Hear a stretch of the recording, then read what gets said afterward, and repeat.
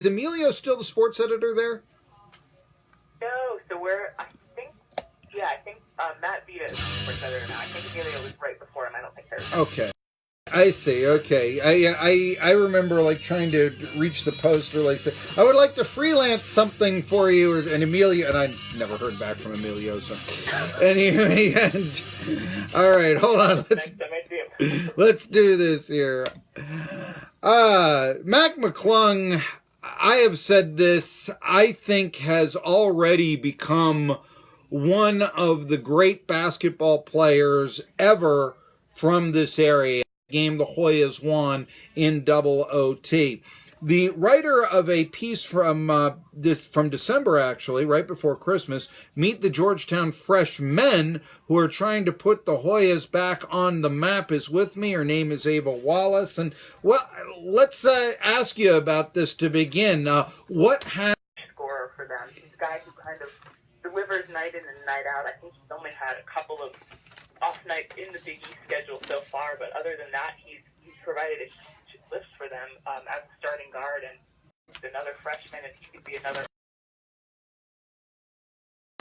Now, you've written about the relationship that he has with Kenjo, who's from California and a completely different environment from, Southwest Virginia, or shall we say, really, I think Gate City. If Kingsport had suburbs, that would sort of be what Gate City would be. It's not quite coal mining country, but then again, Scott County isn't known for its wealth either. But nevertheless, here, you write about the relationship they had. Was there any that a player coming from little old Gate City, how would he acclimate himself? How has he acclimated himself to the big city, culture-wise?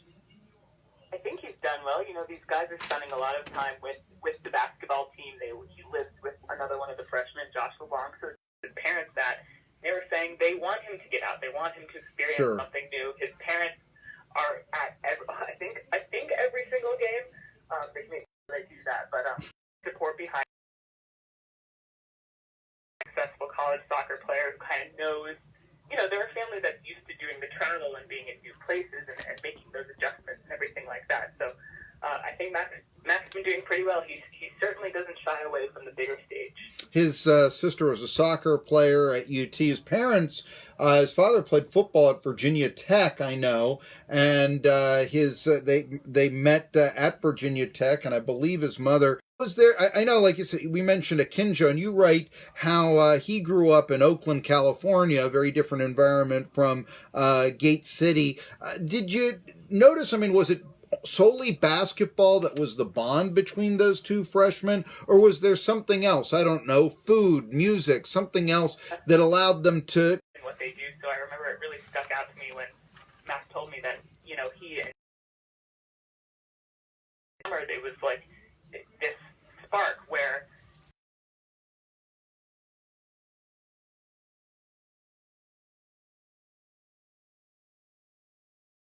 they realize they're going to have to work together.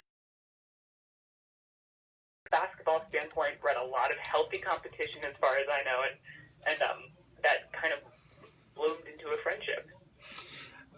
It's not something that anybody did not have any white starters. I think it was 26 years they went without having any major white players start for the Hoyas. Historically, there was a player back in the day, I know, under John Thompson, who was originally going to go to, it was Jeff Bullis, who was originally going to go to James Madison, decided he wanted to take part in what was going on at Georgetown at the time, and he wound up starting. What is the impact of a white star with the Georgetown Hoyas? Yeah, it's interesting. I asked Patrick Ewing about that a lot when he was recruiting McClung, and the news kind of first broke that he was actually going to be coming to Georgetown. But I think you need a little bit of context in the city, and I grew up in Washington, D.C., where Georgetown was the city's kind of black team, and John Thompson for recruiting black players and really lifting that image of his team in the city like that. So I asked him that when Matt was coming. I was like, does it matter that he's white? And Patrick said, no, it matters that he's good. So I don't know if that was a little bit of a departure from Big John. I'm sure Big John would say it wasn't. He was going to take whoever was the best to him. But it's so funny because Georgetown has a summer league that they run on campus called Tenor League, and these two kids play, and you can already see the effect that both of them were having, that Mac was having. So I don't know if his being white kind of symbolizes so much of an opening of Patrick Ewing's program, but it certainly, again, just shows you that Ewing, in the eyes of fans, is someone who's re-energized the program and kind of gotten a fresh start.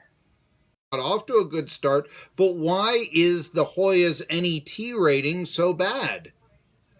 Yeah, and so this is probably the least fresh part of their program. I blame a lot of that on the non-conference schedule. Certainly last year, when Ewing's first year, it was one of the worst-rated non-conference schedules in the country, and we talked about that a lot. It did, people were saying if they somehow had miraculously, in this new coach's first year, gone on a really big. To me, it was absolute evidence of why you put something like an Illinois on the non-conference schedule. But I have to think that other than those two games that really stood out, the Syracuse game, of course, it wasn't really big name brand teams they're playing. So that's a tough racket for them. Georgetown, of course, always had the reputation of not playing necessarily a real tough non-conference schedule, certainly under, Big John back in the day. And even though I can basketball, yes, it actually was talked about once upon a time. But nevertheless, hey, there's never been an NBA player from the Tri-Cities, not even an ABA player. Oh, there have been a couple from ETSU, but, none that, say, went to high school around here. We see the dunks, we see the points. Is it possible McClung could be that guy someday? Well, smaller kid. I'm not sure what he's listed at, but I'm 5'10", and I think we're about eye level. So, but you look at him and you look at his body. He comes from a family, you mentioned his father played at Virginia Tech. He's also got a couple family members who played hockey. He's got the lower body. He's a solid athletic guy who can jump like crazy for his size. You have to think that, especially if he does continue to do well at Georgetown, NBA teams can see an upside. Again, he doesn't really have the normal body of an NBA player. Happy that you're feeling much better, because I know you were a little bit under the weather last week when we originally tried to do this. But yeah, Mac McClung is turning a lot of heads around here. I think he is probably the best basketball player to come from the area in, let's just say, quite some time. There have been some D1 players before him, but as I mentioned in a comment, who have come from the area from back in the 90s who had a lot of hype, but certainly none of them went none of them played 4 years in college. Let's just put it that way, with the exception of a former teammate who went to Wake Forest, actually, from Gate City, if you can believe it. Hey, one last question I do have to ask you. I mean, years ago, last decade, there was a player at Georgetown. He was a preferred walk-on, but he was from the Tri-Cities, Johnson City, Omar Watad. Possibly could and get the attention coming his way about McClung. I know it's been said that Ewing saw him at an AAU game in Richmond, but is there any chance that, oh wait, that's from that area that guy Watad was from, or so, could that have at all inspired any recruitment of McClung? Truly was not paying attention to college basketball. Okay, yeah. Much before he got to Georgetown, but he's got a ton of people around him in his program who've been in the college basketball game for a long time, and I wouldn't put it past any of his assistants, whether it's Lee or any of the guys there, for that name to have been lodged in the back of their head.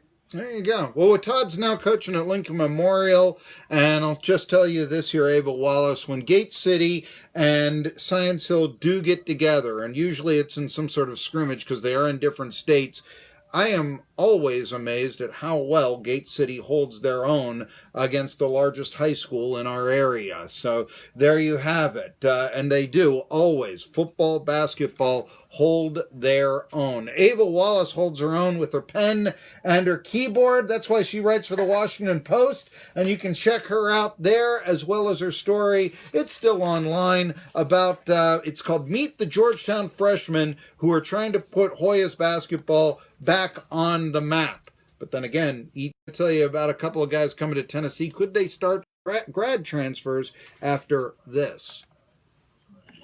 Okay, how's that? You like it?